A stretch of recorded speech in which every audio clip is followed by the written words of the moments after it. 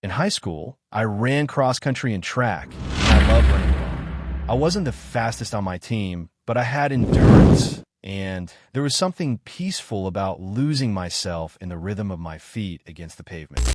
A woman who lived in a quiet, rural neighborhood near a forest preserve hired me to run her hyperactive puppy, Izzy. She paid me $10 per run, an easy gig. Izzy needed exercise, and I got some extra money while training.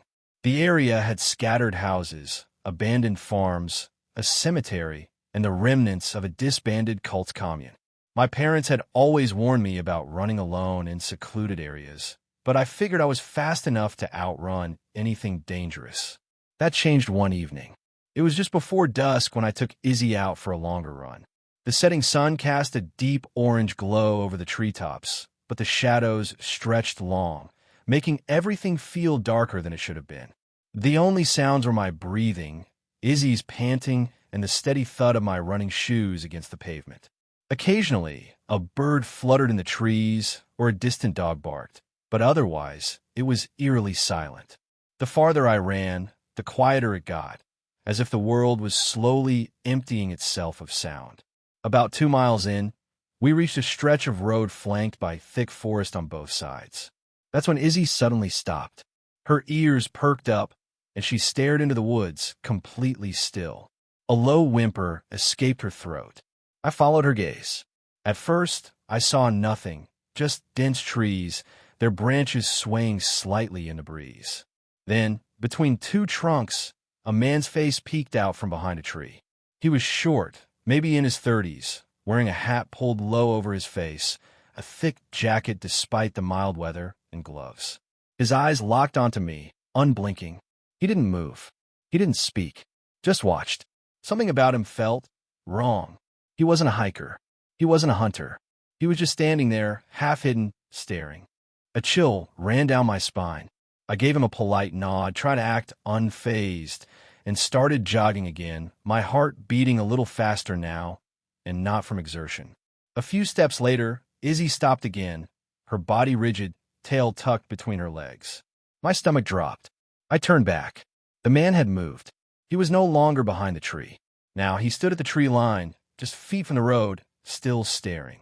His head tilted slightly, like he was studying me. A sickening realization crept in. He wanted me to know he had moved. He wanted me to notice. Cold fear slipped down my spine, but I forced myself to stay calm. Maybe he was just some weirdo messing with me. Maybe if I ignored him, he'd get bored. I kept running, glancing over my shoulder every few steps. At first, I thought he was gone. The woods looked empty again. But just as I turned forward, I caught movement in my peripheral vision. I turned back. He was sprinting toward me. And in his hand, a butcher's cleaver. A choked scream caught in my throat as pure, unfiltered terror exploded through my body. I didn't think. I just ran. Adrenaline shot through me like electricity. I pushed harder than I ever had in a race. My breath came in ragged gasps. Izzy struggled to keep up, her leash jerking in my grip as we tore down the road. I had never known fear like this before, a kind that existed deep in the bones, the kind that tells you if you slow down, you die. I risked one glance back. He was still chasing me, his face twisted in pure rage, mouth slightly open as if growling. The gleam of the cleaver caught the last rays of sunlight. But something was wrong. His arms flailed in unnatural motions. His legs moved too fast, as if he wasn't used to running. And then I noticed he wasn't breathing. I could hear my own frantic gasps.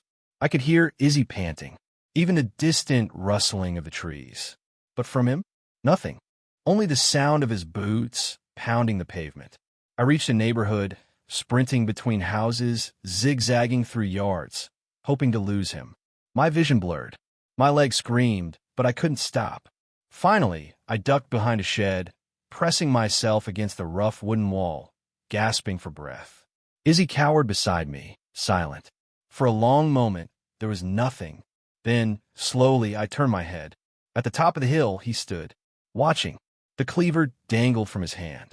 His chest rose and fell as if he had just stopped running. But he wasn't chasing anymore. He was just standing there, staring. His face was blank now. No emotion. Just that unsettling gaze, like he had simply lost interest. A minute passed, then another.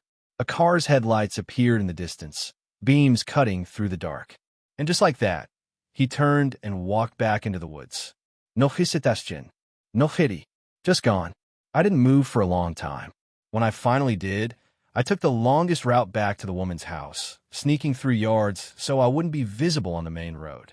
My hands shook as I accepted my payment, acting like nothing had happened. I didn't tell her. I didn't tell my parents. I knew if I did, they'd never let me run alone again. I don't know who he was.